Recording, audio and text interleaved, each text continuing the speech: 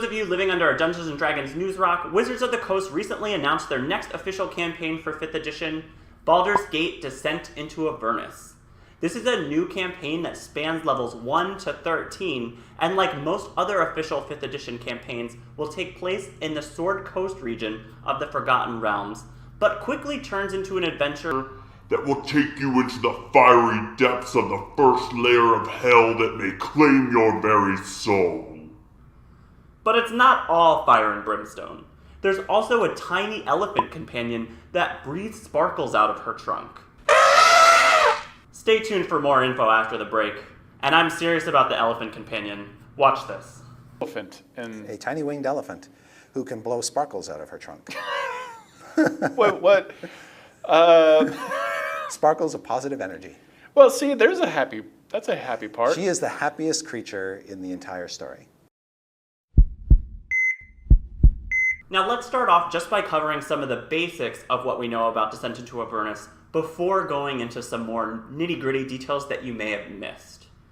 Now, Baldur's Gate Descent into Avernus is a new campaign that is 256 pages long and will be released on September 17th, 2019, but is already available for pre-order now, which you can find a link to in the description below. That being said, we do know that it will start in the city Baldur's Gate, famous for the, you guessed it, Baldur's Gate video game series,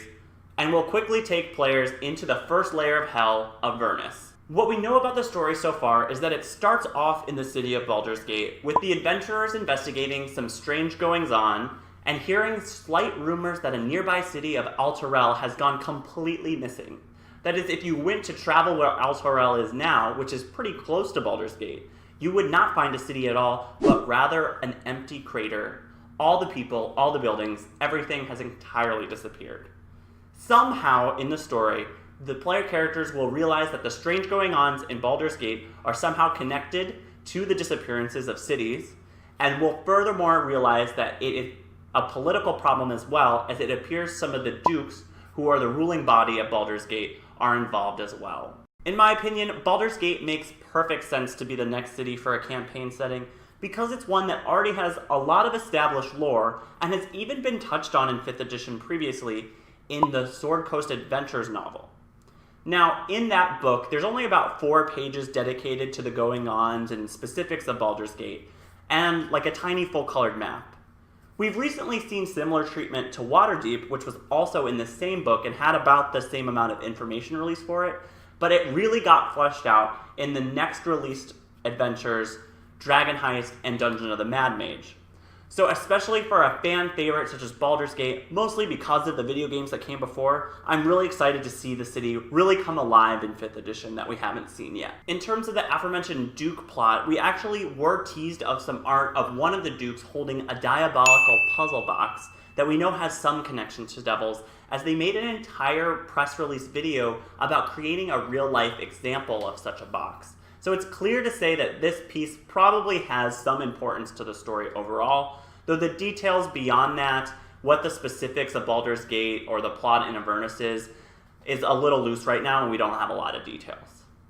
In the video games of Baldur's Gate, a large part of the plot revolved around the god Baal and how he was killed, but recently came back into the pantheon of the Forgotten Realms. In all of the release materials, they've included a symbol of Baal on the cover of the book that you can see here. But whether or not Baal is actually involved in this plot, or has simply just become a symbol for Baldur's Gate in general, remains to be seen. However, another very exciting point for gamers like myself is that it was announced that as part of the plot, we will be going to Candlekeep, which for those of you who don't know is a castle fortress library that is thought to be the largest collection of knowledge in all of the Forgotten Realms. It is the very first level in the original Baldur's Gate game, and because of this, it will be a nice nostalgia trip for any gamers who used to play the computer RPGs in the past. However, Candlekeep is known for being extremely secretive and only invites people to enter if they are able to bring in a book that adds to their already massive collection. So the specifics of how we get there or why remains to be seen. What we do know is that we will be headed there to meet with the head dialogist, who may be our entry point into Avernus, as they may be able to open a portal, or they may be able to direct us to one of the existing known portals to Avernus on the material realm, such as the portal at Dragonspear, which was also used in the Baldur's Gate games before when they travel there at the end of the Siege of Dragonspear expansion. What Wizards of the Coast has made clear, however, is that the trip to Hell will be rather quick, as it has been stated that we will be in Hell at a pretty low level between levels 1 and level 3, as it was very important for them to make a feeling that you were surrounded by things that could utterly decimate your character, but prefer to plot, thwart, and trick you into giving up your soul, rather than simply crushing you like the bug you are. Concerning the Hells themselves, it seems obvious that the emphasis here will be on the very first layer of Hell, Avernus, which is one of 9. Now, Avernus is most known for being the main site for the Blood War, which is an ancient war that has been constantly fought between the devils and the demons, and those represent the lawful evil and the chaotic evil sides, respectively. Now, devils want to control the power of demons and dominate them, while demons, being chaotic evil, just seek to destroy everything and utterly take over the Hells.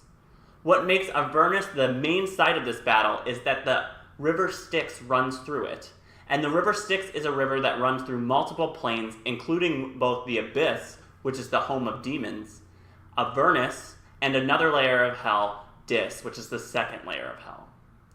Now, the war itself has one that has constantly been going since Millennium, and it's actually thanks to this war that we enjoy the peace on the material plane that we have, as this constant fighting takes a large part of the resources of both the demons and the devils to keep on going, and if any one side were to win the war, it would be catastrophic for the material plane. Now, Avernus wasn't always the great battlefield that players will find exploring this campaign, as it was actually created as a paradise by Asmodeus, the leader of all devils, to lure people into coming into the Hells.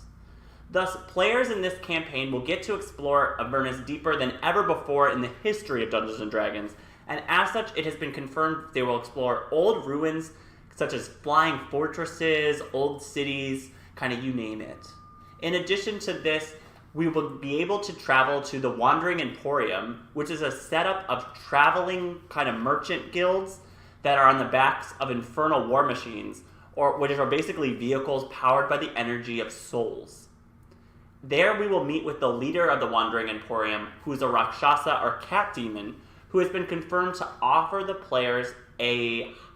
sort of secret headquarters in the middle of the Hells,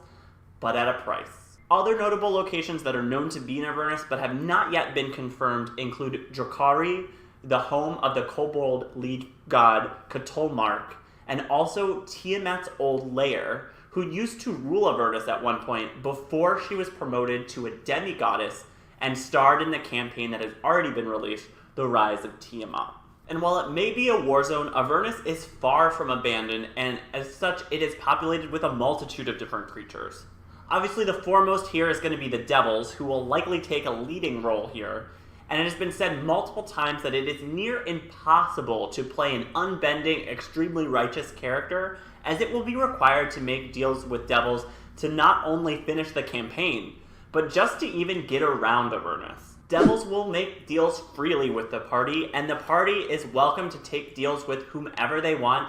from the lowest devil to the highest pit fiend.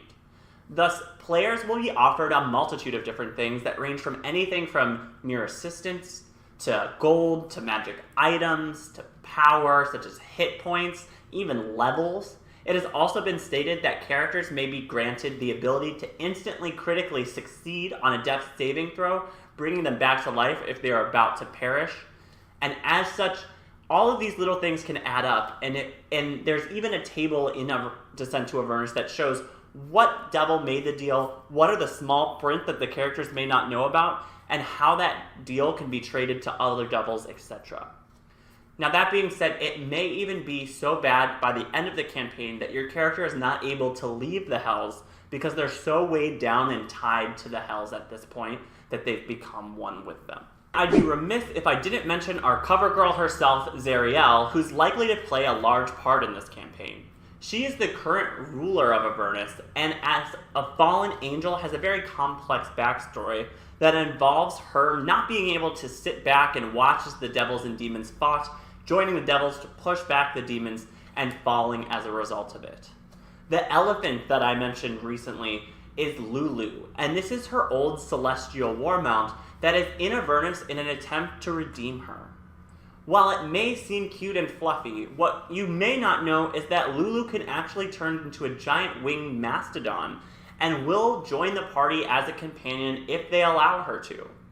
What is known now is that Lulu fell into the river Styx and as such lost a large part of her memory that will slowly return over the course of the campaign, and as such Lulu will be able to provide more and more assistance with higher and higher level spells. As part of Lulu's quest, it has been confirmed that it is indeed possible to redeem Zariel as part of the campaign, bringing sweeping changes to the Dungeons & Dragons cosmology. Beyond this, multiple other characters will be encountered in Avernus, including the warlord Mad Maggie, Ragadraga, who's a wereboar who leads a were army, and even Bel, a pit fiend, an old ruler of Avernus who was cast down in favor of Zariel, who seeks to reclaim his position. And I'd be remiss also if I didn't mention the new mount that they're releasing with Descent of Avernus, the Infernal War Machines. As I mentioned previously, these are basically anything from a motorcycle to a movable fortress that requires the power of a humanoid soul to power it. In Descent to Avernus, characters will get the opportunity to drive any number of these for themselves, and they come with full stats and are fully customizable.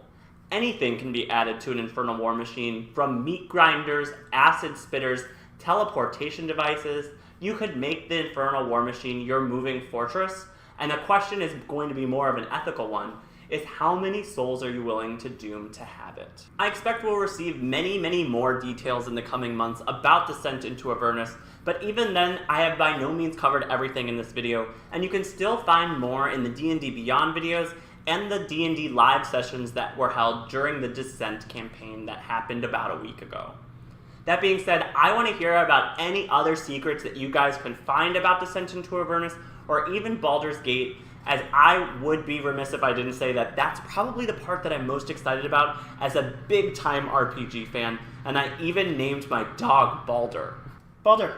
up, hi. As always, I'd love you forever if you liked, favorite, and subscribed. You can find all of my previous videos over here or over here. I'm RPGMD, writing you a prescription on all things dice, dragons, and gaming, and I'll be seeing you guys next week.